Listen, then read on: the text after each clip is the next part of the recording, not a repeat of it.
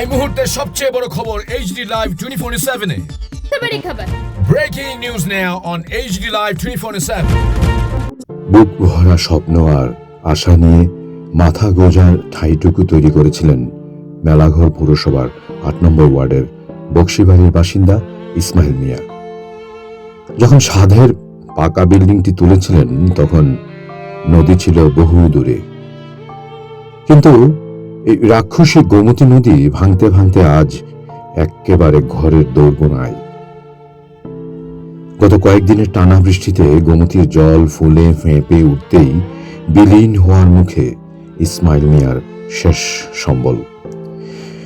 নিরুপায় হয়ে নদী গর্ভে তলিয়ে যাওয়ার আগেই আজ মিস্ত্রি এবং এলাকার মানুষদের নিয়ে নিজের সাধের ঘর নিজেই ভেঙে সরিয়ে নেওয়ার করুণ লড়াই চালাচ্ছেন তিনি। শুধু ইসমাইল মিয়া নন, মেলাঘর পৌরসভার ৭ এবং ৮ নম্বর ওয়ার্ডের নদী সংলগ্ন প্রায় ৩০০টি পরিবার আজ চরম অস্তিত্ব সংকটে। নদীর ভাঙনে এক লহমায় শেষ হয়ে যাচ্ছে বছরের পর বছর ধরে গড়ে তোলা সংসার। মেলাঘর পৌরসভার ৮ নম্বর ওয়ার্ডের বক্সিবাড়ির ইসমাইল মিয়ার চোখে এখন শুধুই জল আর অনিশ্চিত ভবিষ্যৎ। এর আগেও গোমতীর গ্রাসে হারিয়েছেন নিজের একটি ঘর। এবার শেষ আশ্রয়টুকু বাঁচাতে নিজেই হাতুড়ি তুলে নিয়েছেন নিজের ঘরে।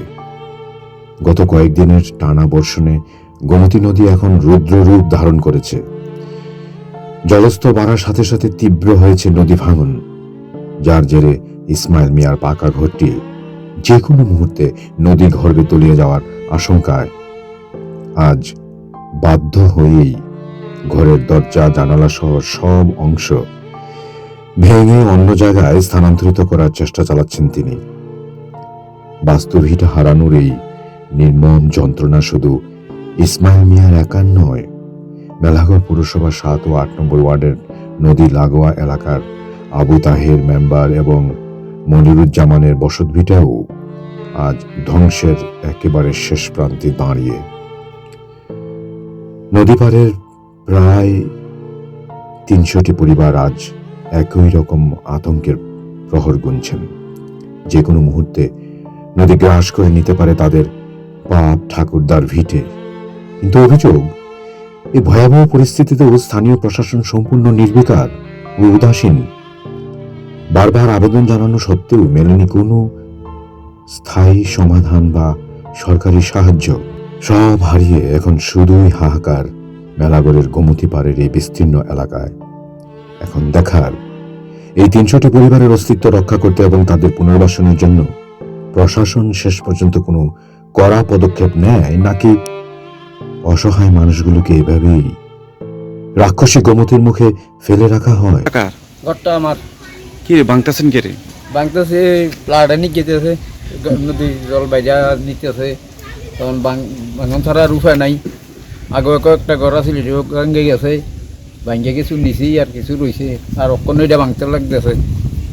তো বিল্ডিং করে এটা বিল্ডিং ঘর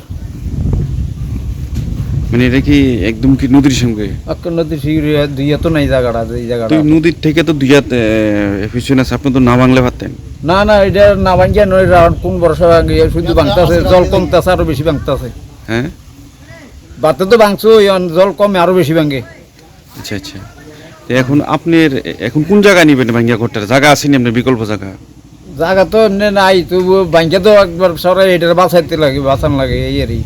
তবু স্যার সাইকেলে থাকছি, এটা নিয়ে থাই বোল্টার নিয়ে সরকার দেয়, দিলে পরে বাঁচাইতে আমি হিসেবে রয়েছি। এখন তো বোল্টার তো সেকশন হয়েছে, সম্ভবত সামনে শীতের সিজনে কাজ ধরবে। এরপরে কি আপনার গোটা রিক্সা আছে? এরপরে রিক্সা কিতে ভাঙ্গা লং লাগতেছে, এত রিক্স। Bureau report, AGT Live 24/7।